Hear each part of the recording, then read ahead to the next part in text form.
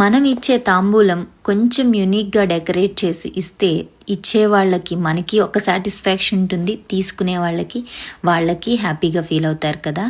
Welcome to శ్రావణ మాసం series day 6. నేనైతే ఈ pure cotton blouse pieces order చేసా, సెట్ ఆఫ్ 5. ఈ బ్లౌజ్ పీస్కి బోత్ సైడ్స్ కూడా బార్డర్ వచ్చేసేసింది.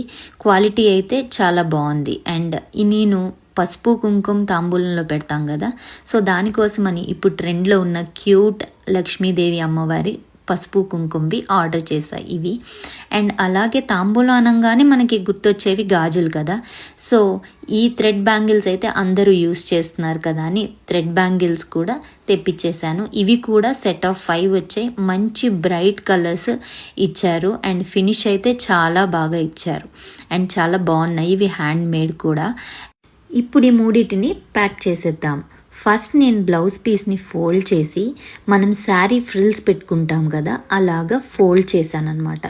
ఫోల్డ్ చేసి దానికి ఈ పసుపు కుంకుమ అమ్మవారిది MDF కటింగ్ ఉంటుంది కదా, అది కూడా ప్యాక్ చేసి పెట్టాను.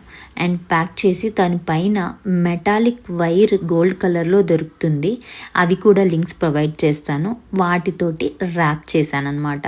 సో అది ర్యాప్ చేసిన తర్వాత ఆ కుర్చీళ్ళు కొంచెం ఇలాగా అడ్జస్ట్ చేస్తే నుంచుంటుంది చక్కగా.